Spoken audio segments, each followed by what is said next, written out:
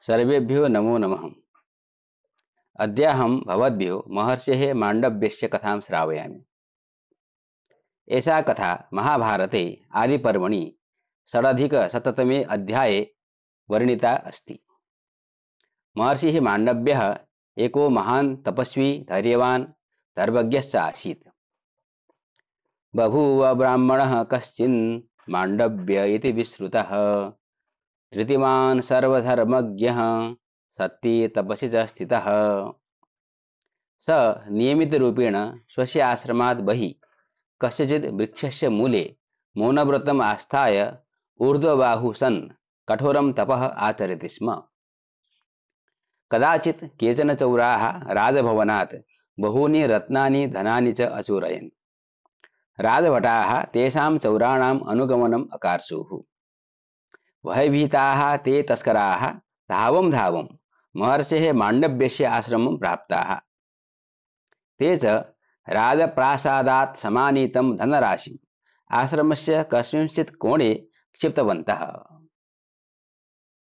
शीघ्रमेव राजपुरुषाः अपि तत्रैव आगच्छन्। ते चौराणाम् अन्वेषणे प्रवृत्ताः। राज्ञः धनम् आश्रमे लब्ध्वा ते तपसि निमग्नं ऋषिं माण्डव्यमपि चौरैः सह नृपस्य समीपम् अनयन्। स भूपतिः अनुसन्धानं विनैव भटानां वचनं श्रुत्वा एव चौरैः सह महातपस्विनं मुनिमपि मृत्युदण्डं श्रावितवान्। निर्दोषं मुनिं शूले आरोप्य धनं गृहीत्वा सैनिकाः प्रत्यागताः। किन्तु तत्र एकः अद्भुतः चमत्कारो जातः। तपसः प्रभावात् महर्षिः माण्डव्यो मृत्युं न प्राप्तवान्। रात्रौ अनेके ऋषयः पक्षिरूपेण तस्मिन् स्थले आगच्छन्। ते अपृच्छन्, भो मुनिवर, कस्य कर्मणः प्रभावेण एतादृशं दुःखं भवान् अनुभवति? महर्षेः माण्डव्यस्य पार्श्वे किमपि उत्तरं नासीत्।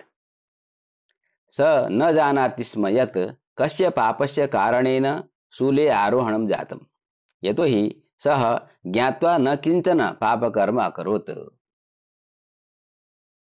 चिरकालं यावत् मुनिं जीवितं दृष्ट्वा सैनिकाः राज्ञः समक्षं गत्वा सम्पूर्णं वृत्तान्तं निवेदितवन्तः।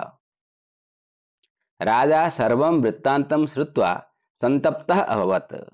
तस्य पश्चात्तापो जातः। अज्ञानपूर्वकं कृतस्य दोषस्य कृते राजा ऋषेः समक्षं गत्वा क्षमाम् अयाचत।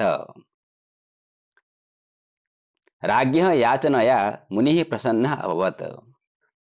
ते तं मुनिं शूलात् अधः आनीतवन्तः। किन्तु शूलस्य अग्रभागः अणिः तस्य शरीरे एव स्थितः अभवत्। ततः प्रवृत्ति सः अणि माण्डव्यः इति ख्यातिं लब्धवान्। मुनेः मनसि एकः गम्भीरः प्रश्नः समुत्पन्नः। मया केन पापेन एतादृशः कठोरः दण्डः लब्धः? अनाचरितस्य पापस्य कृते मानवः कथं दण्डभाग् भवेत्? सत्यस्य अन्वेषणार्थम् एकस्मिन् दिने मुनिः यमलोकं प्राप्तवान्। तत्र धर्मराजं प्रति प्रपच्छ। हे धर्मराज, पापपुण्ययोः आधारेण जीवेभ्यः फलस्य दानं तव कर्तव्यम् अस्ति।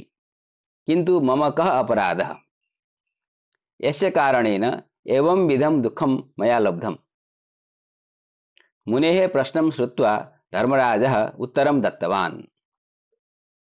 पतङ्गिकानां पुच्छेषु त्वयेशिका प्रवेशिता कर्मणस्तस्य ते प्राप्तं फलमेतत्तपोधन।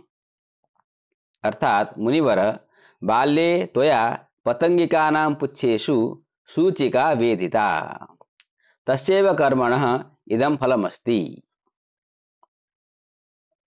यमराजस्य वचनं श्रुत्वा महर्षिः माण्डव्यः अत्यन्तं कुपितः अभवत्। स उक्तवान्, किं बाल्ये वयसि बालकस्य धर्माधर्मयोः ज्ञानं भवति?